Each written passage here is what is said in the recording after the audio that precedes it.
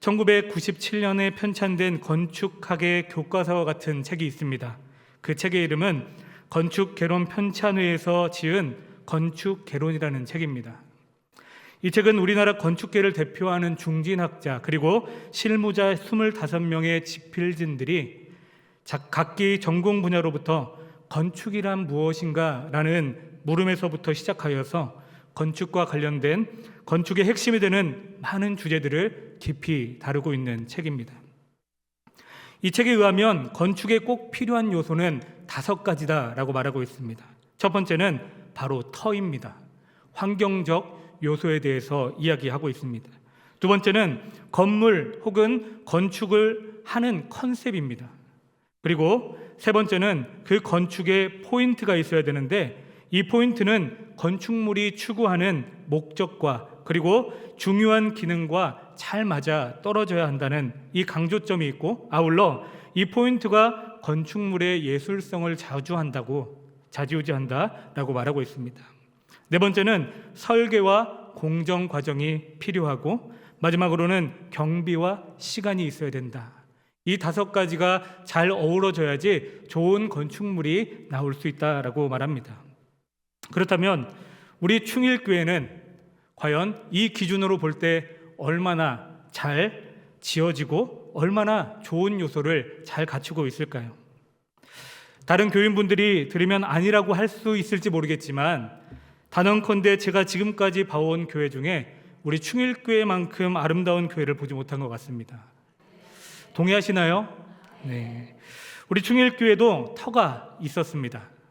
1974년 12월 30일에 충인동 114번지 111평의 땅을 매입하고 그 충일교회가 거기에 세워지게 되었습니다.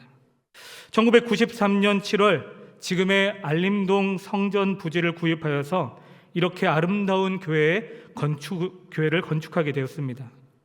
성도님들이 이야기를 해주시는 이야기들을 많이 들었는데, 충인동에서 이 알림동으로 오기까지 결코 쉽지 않았다라는 소식을 들었습니다.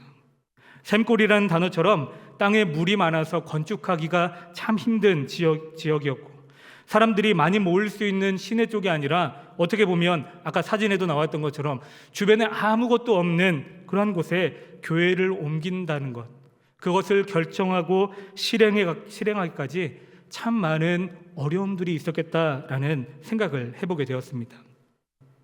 그런데 충일교회 50년사 책자를 제가 한 장 한 장 넘기면서 정독을 했을 때, 충일교회를 향한 하나님의 사랑과 섭리가 엄청났구나라는 것을 깨닫게 되었습니다. 하나님이 정말 많이 사랑하시고 귀한 은혜를 주셨다라는 것을 충일교회 역사의 그러한 사진을 보면서 많이 느끼게 되었습니다. 우리 교회의 포인트는 무엇일까요? 우리 교회의 포인트, 제 주관적인 생각에는 교회의 전면이라고 생각합니다. 최근에 비가 많이 와서 그런지 앞에 있는 잔디밭이 더욱 푸르름이 가득한 것 같습니다. 넓게 트여 있는 주차장, 그리고 잘 어우러져 있는 조경까지. 정말 다른 교회 사람들이 우리 충일교회를 처음 오게 되면 처음부터 하시는 이야기가, 와, 교회가 이렇게 아름답네요 라고 이야기를 하는 것을 우리 교회에 오시는 많은 강사님들을 통해서 듣게 되었습니다.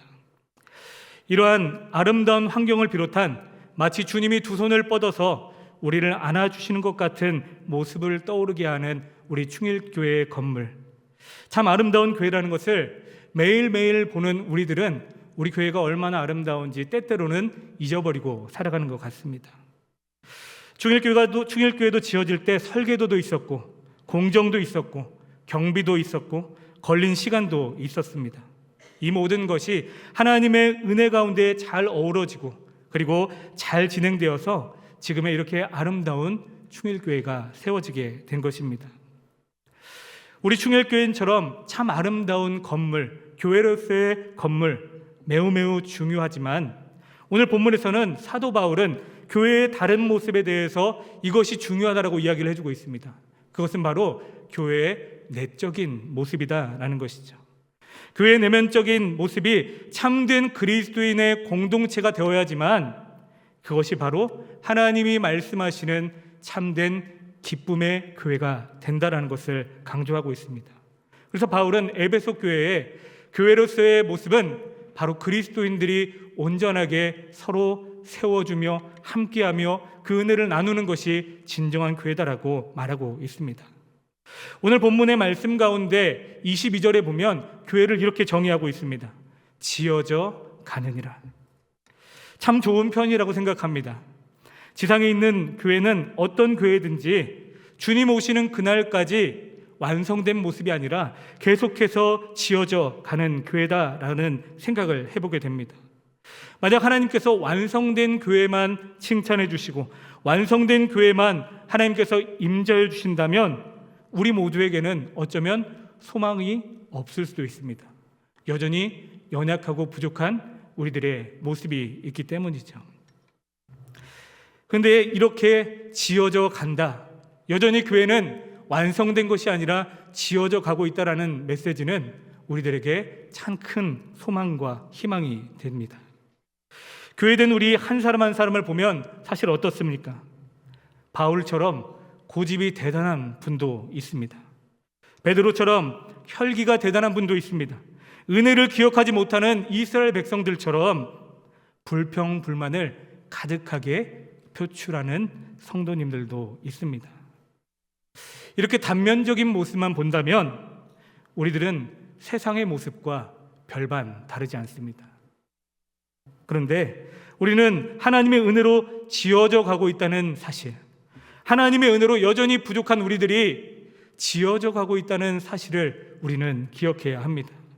더 나은 방향으로 나아가고 있고 더 나은 방향으로 변화되어 가고 있다는 사실, 그것을 기억하는 우리 충일교회 성도님들 되셨으면 좋겠습니다. 제가 지난 4월 한 달 동안에 살면서 처음으로 의지를 가지고 다이어트라는 것을 했습니다. 원래 운동을 좋아하고 뛰는 축구나 뛰는 운동들을 좋아했던 저는 평생 다이어트라는 것을 생각해 본 적이 없었습니다. 그런데 충주에 와서 수요 예배가 끝나고 금요 예배가 끝나면 왜 그렇게 뱃속에서는 먹을 것을 넣어달라고 요구하는지, 그렇게 예배가 끝나고 나서 야식을 먹다 보니 언제부턴가 살이 조금씩 찌다가 최고의 경지에 달하게 되었습니다. 건강을 위해서라는 목표가 생겼고 뜻이 맞는 우리 교육자 몇 분과 함께 챌린지를 시작하였습니다. 대망의 마지막 날 누가 가장 많이 뺐을까요? 제가 7kg가량을 뺐습니다. 네. 다른 교육자분들의 등수도 궁금하시죠? 하지만 프라이버시가 있어서 여기서는 말씀드리지 못할 것 같습니다. 그런데 제가 살을 빼면서 느꼈던 것은 우리 성도님들이 해주시는 말이 참 큰 힘이 되고 기쁨이 되었다라는 것입니다. 몇몇 성도님들이 목사님 제 입으로 말하기 부끄러운데 잘생겨진 것 같아요 라고 말씀해 주시고, 네, 목사님 보기 너무 좋아요 라고 말씀해 주시는 분도 참 많이 있었습니다. 우리 성도님들도 우리 목사님들이 가끔 이런 좋은 이야기들을 해주시면 기분이 좋으시죠. 네, 저도 이번을 기회를 통하여서 경험해 보니까 성도님들이 이렇게 응원해 주시는 게 참 큰 힘이 된다라는 것을 느꼈습니다. 우리 목사님들에게도 응원을 많이 해주시면 감사하겠습니다.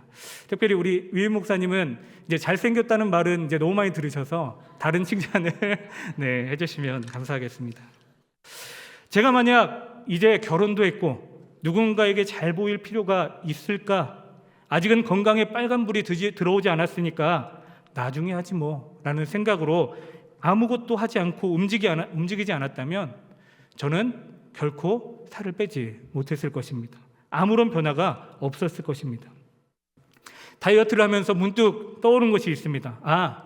신앙에도 분명히 우리가 목적과 목표를 가지고 있어야겠구나. 그래서 그것을 가지고 노력을 해야겠구나. 그러면 지금 당장 변화되지 않은 것 같아도 시간이 지난 후에 변화된 나의 모습을 다른 사람들을 통하여서, 또한 거울을 보는 나의 모습을 통하여서 발견할 수 있겠구나라는 생각을 하게 되었습니다. 그런 의미에서 사도 바울은 우리의 신앙적인 발전뿐만 아니라 함께 지어져가는 믿음의 공동체가 되기 위하여서 이러한 목표가 있어야 된다라고 오늘 성경 본문을 통하여서 우리들에게 이야기해 주고 있는데요. 우리 다 같이 오늘 본문 19절, 20절 두 절의 말씀을 같이 합독하시겠습니다. 시작. 그러므로 이제부터 너희는 외인도 아니요 나그네도 아니요 오직 성도들과 동일한 시민이요 하나님의 권속이라. 너희는 사도들과 선지자들의 터 위에 세우심을 입은 자라. 그리스도 예수께서 친히 모퉁이 돌이 되셨느니라. 아멘. 19절의 말씀을 보면 하나님의 권속이라라고 말하고 있습니다. 20절 말씀을 보면 너희는 사도들과 선지자들의 터 위에 세움을 입은 자라. 그리스도 예수께서 친히 모퉁이 돌이 되셨느니라라고 기록하고 있습니다. 오늘 19절 20절 말씀 가운데에는 이러한 중요한 세 가지에 대해서 이야기를 해주고 있는데요. 첫 번째는 하나님께 속해 있다는 정체성을 우리가 반드시 기억해야 한다는 것입니다. 또한 사도들과 선지자들이 전한 복음 위에 세워진 존재다라는 사실을 기억해야 한다고 말하고 있습니다. 이어서 성도는 예수님을 기준으로 삼고 살아가는 존재, 즉 모퉁이돌 대신 예수님을 기준으로 삼아서 살아가야 된다라고 말하고 있습니다. 이러한 목적, 이것이 우리 그리스도인들에게 필요하다라는 것이죠. 이 말씀에서 모퉁이돌이라는 이 단어에 대한 이해가 필요할 것 같습니다. 우리나라의 건축 양식과 이스라엘의 건축 양식은 확연하게 달랐습니다. 우리는 모퉁이돌에 대한 이해를 잘 하지 못합니다.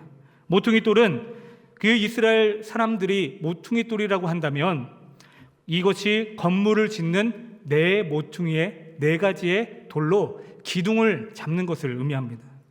설계도가 없었던 그 시절에는 돌을 네 모퉁이에 놓고 그 주변에 돌을 쌓는 것, 그것을 기초로 하여서 벽과 벽을 연결하는 그러한 까닭이 바로 이 모퉁이돌이었다라는 것입니다. 다시 말해서 건물의 중심을 이야기하고 있는 것이죠. 모퉁이돌의 또 하나의 의미는 모퉁이돌의 건축물의 소유자의 이름이 기록되어지게 된다는 것입니다. 그러므로 모퉁이돌이라는 말은 예수님이 교회의 기준이요 예수님이 교회의 소유주다라는 것을 이야기하는 것이죠. 군대에서 제식 훈련을 받아보신 우리 성도님들은 알고 있습니다. 기준이 얼마나 중요한지. 그 기준이 틀어지면 모든 것들이 틀어집니다. 그래서 얼마나 많은 훈련을 하는지 모릅니다. 훈련소에 가서 처음부터 기준을 잡기 시작해서 그 몇 주간의 훈련이 끝날까지 마지막까지 훈련이 끝나는 마지막까지도 기준을 잡고 또 도열해서 서게 됩니다. 왜 기준을 그렇게 잡는 것일까요? 기준이 있고 그 기준을 가지고 움직이고 그 기준을 가지고 세우는 것이 정말 중요하기 때문입니다. 우리의 신앙 생활도 마찬가지인 것 같습니다. 어떠한 기준 없이 아무렇게나 우리의 신앙을 세우는 것이 아니라 우리가 어떠한 기준을 가지고 거기에 우리의 믿음과 우리의 신앙을 세운다는 것이 굉장히 중요하다는 의미를 우리들에게 말씀해 주고 있는 것입니다. 예수님, 우리의 기준이 되시고 우리의 표본이 되시고 우리의 모퉁이돌이 되시는 예수님과 같이 우리가 살아간다면, 예수님을 우리의 삶의 기준으로 모시고 예수님을 닮아가기 위하여 그렇게 노력하며 목적을 가지고 살아간다면 우리들은 하나님이 기뻐하시는 믿음의 사람으로 세워질 수 있다라는 것입니다. 성도 여러분, 어떻게 기도하고 계시나요? 우리가 어떻게 기도해야 될까요? 예수님처럼 하면 됩니다. 어떻게 예배하면 되죠? 예수님처럼 하면 됩니다. 어떻게 대인관계하면 되죠? 예수님처럼 하면 됩니다. 어떻게 이 사회에서 관계를 잘 맺으며 살아갈 수 있을까요? 예수님처럼 하면 됩니다. 그런데 이 이야기가 때로는 우리 안에 부정적으로 다가올 수도 있습니다. 예수님은 하나님이시고 우리는 연약한 죄 많은 사람들인데 우리들이 어떻게 예수님처럼 살아갈 수 있을까? 물론 인간적으로 보면 불가능할지 모릅니다. 하지만 우리는 분명히 기억해야 합니다. 내가 하나님을 선택한 것이 아니라 하나님이 우리를 선택해 주셨고 선택한 우리들에게 하나님 앞에 나아갈 때 감당할 수 있는 힘과 능력을 주신다라는 사실을 우리는 기억해야 합니다. 예수님처럼 되고자 노력하면 하나님께서 그렇게 될 수 있는 은혜를 허락하여 주실 줄 믿습니다. 기도할 때, 그리고 예배할 때 대인관계할 때, 교회 안에서 믿음 생활할 때 예수님처럼 하실 수 있는 우리 충일교회 성도님들 되시길 바랍니다. 두 번째로 우리 21장의 말씀, 21절의 말씀도 같이 봉독하겠습니다. 본문 21절입니다. 그의 안에서 건물마다 서로 연결하여 주 안에서 성전이 되어 가고. 아멘. 다시 한번 우리가 모퉁이 돌에 대해서 한번 생각해 볼까요? 건물의 기준은 모퉁이 돌입니다. 문제는 모퉁이 돌이 놓여지면 그 사이에 이제 벽돌이 한 장 한 장 이제 쌓여지게 되겠죠. 벽돌은 성도된 우리들의 모습이다라고 한번 생각해 볼까요? 벽돌이 촘촘히 놓여져서 벽돌이 가득히 그 모퉁이 돌, 기준된 모퉁이 돌 사이사이에 벽돌이 틈틈이 놓여지게 되면 바람이 불어도 사람이 밀어도 넘어지지 않습니다. 그런데 모퉁이 돌의 기준으로 하되 그 벽돌을 띄엄띄엄 놓게 되면요, 그 벽돌은 아무리 잘 세운다 할지라도 미루면 넘어질 수밖에 없다라는 것이죠. 사랑하는 여러분, 우리가 살아가고 있는 이 삶과 우리의 신앙, 우리는 우리 혼자서 절대로 할 수 없습니다. 하나님께서도 혼자서 사역하시지 않으셨습니다. 하나님은 항상 성부, 성자, 성령, 하나님이 함께 사역하고 계시다라는 것을 늘 우리들에게 말씀해 주고 계시죠. 사람도 마찬가지입니다. 하나님께서 아담을 지으시고 혼자 사는 것이 좋지 못하다라고 보여져서 하와를 지으시고 함께 살도록 했습니다. 서로의 부족함을 함께 도우며 살라라는 의미를 가지고 있으셨죠. 가족이 중요한 이유도 마찬가지입니다. 서로의 부족함을 채우는 것이 가정의 중요한 역할입니다. 교회도 절대로 혼자서 할 수 있는 것이 아닙니다. 신앙생활도 결코 혼자서 할 수 있는 것이 아닙니다. 교회는 나도 필요하고 옆에 함께 할 수 있는 성도도 필요합니다. 혼자의 힘과 연합의 힘은 엄청난 차이가 있습니다. 우리는 때때로 힘하면 마력이라고 이야기를 하죠. 그래서 우리는 말이 얼마나 힘이 있는지에 대해서 한 번씩은 떠올려 봅니다. 힘에 대해 설명할 때 쉽게 설명하기 위해서 말 한 마리가 얼마나 끌을 수 있는가, 어떠한 무게를 끌을 수 있는가, 짐을 끌는 말이, 힘이 좋은 말이 끌을 수 있는 무게는 1100kg라고 합니다. 그렇다면 두 마리가 짐을 끌게 되면 몇 킬로까지 끌을 수 있을까요? 1100이니까 2200 정도 되지 않을까요? 그런데요, 무려 두 마리가 끌게 되면 5600kg를 끌을 수 있다고 합니다. 우리가 생각했던 2200kg가 아니라 보다 훨씬 무거운 것을 끌었다라는 것이죠. 오늘 우리는 구역 종강 예배를 드리고 있는데요, 우리 구역장님들, 권찰님들 정말 수고 많으셨습니다. 우리 수고하셨다는 의미로 또 하반기에도 또 하나님의 사랑을 잘 섬겨달라는 의미로 박수 한번 해드릴까요? 네.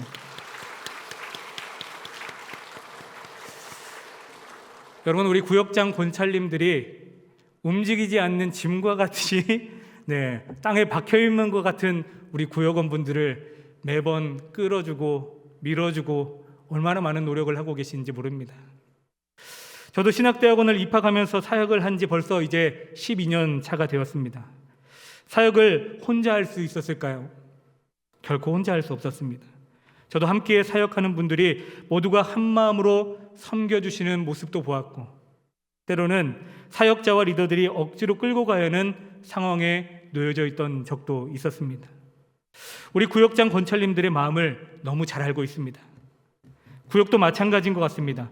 구역장님들이 혼자 아무리 끌고 가려고 할지라도 때로는 그것이 몇 번이 지나면 벅차게 됩니다.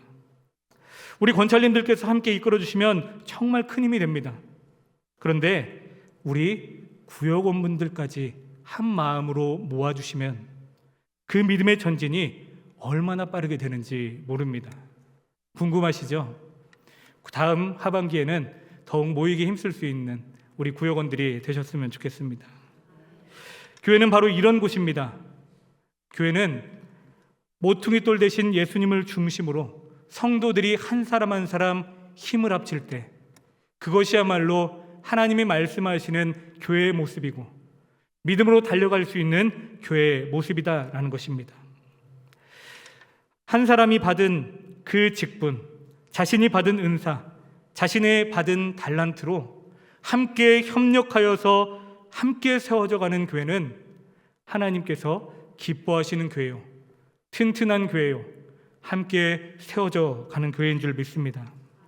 성도님 한 사람 한 사람이 얼마나 소중한 존재인지를, 한 사람 한 사람의 그 힘을 합치는 것이 얼마나 소중한 것인지를 우리 구역원들뿐만 아니라 우리 구역장 권찰님들도 다시 한번 기억하며 한 마음 되기를 함께 노력할 수 있기를 바랍니다. 믿음으로 하나 되어지는 공동체는 하나님께서 그만큼의 귀한 축복을 허락하여 주십니다. 성경 말씀의 많은 부분에 하나님은 말씀하고 계십니다. 모이는 곳에 하나님이 함께 하시겠고 모이는 곳에 은혜가 있다라고 말씀하고 계십니다. 날마다 모이기에 힘쓸 수 있는, 그래서 하나님 말씀하시는 믿음의 교회를 세워나갈 수 있는 저와 여러분들이 되어지기를 소망합니다. 우리 마지막으로 본문 22절의 말씀도 한번 같이 읽어보겠습니다. 22절 말씀입니다. 시작. 너희도 성령 안에서 하나님이 거하실 처소가 되기 위하여 그리스도 예수 안에서 함께 지어져 가느니라. 아멘. 보통 신앙생활을 이야기하면 사람들이 자주 하는 말이 하나님과의 나, 하나님과 나 1대1의 관계다라고 사람들은 많이 이야기합니다. 틀린 말은 아니죠. 요즘 성도들 가운데 이런 생각을 가진 분들이 꽤 많다는 것을 종종 경험합니다. 오늘날의 문화와 많은 영향이 있지 않을까 생각을 해보게 됩니다. 오늘날의 문화는요, 함께 밥을 먹어도 우리 젊은 청년들은 더치페이를 합니다. 각각 자기가 먹은 것에 대한 값을 지불하는 것이죠. 음식점에서 혼자 밥을 먹는 혼밥 장소가 생겨나게 됐고요. 심지어 혼자서 고기를 구워 먹을 수 있는 가게들도 생겨나고 있습니다. 따로따로의 문화가 이제 마치 그것이 맞는 것처럼 이제 우리의 사회의 많은 부분에 그렇게 실행되어져 가고 있다는 것이죠.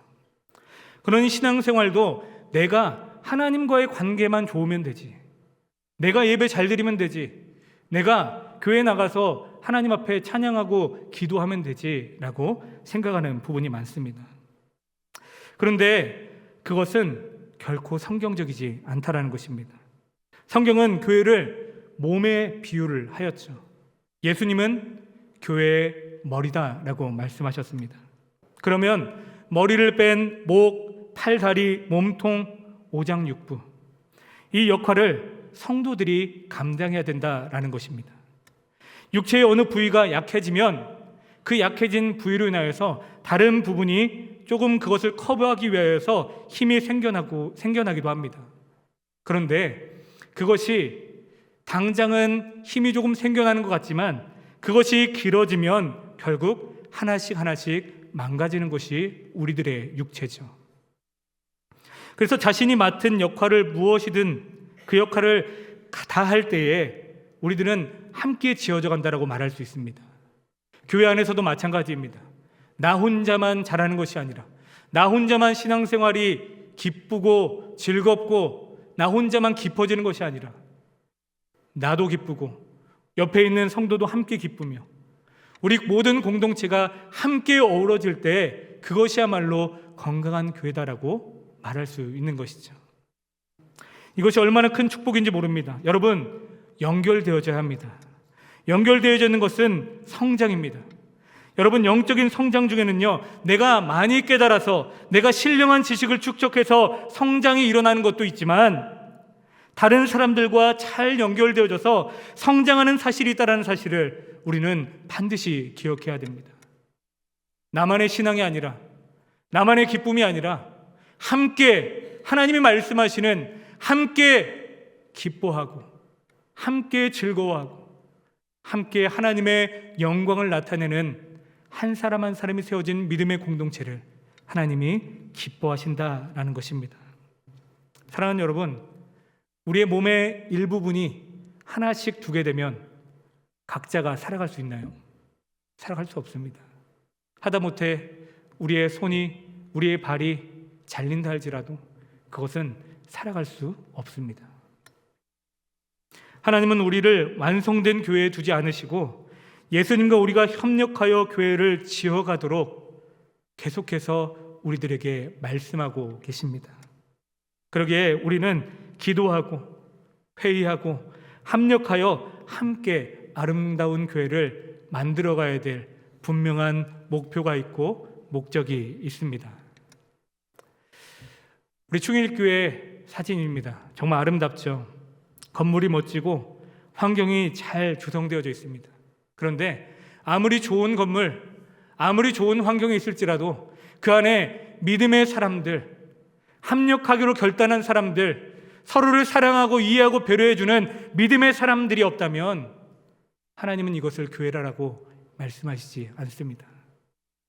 참된 교회는 하나님 말씀하시는 이러한 아름다운 하나님의 말씀대로 지어져 가기를 소망하는 믿음의 사람들이 세워질 때 하나님은 그것을 기쁘다라고 말씀하시고 이것이 참 교회다라고 말씀하십니다. 이렇게 아름다운 충일교회 건물도 이제 시간이 많이 지났는지 하나씩 고칠 부분이 생겨나는 것 같습니다.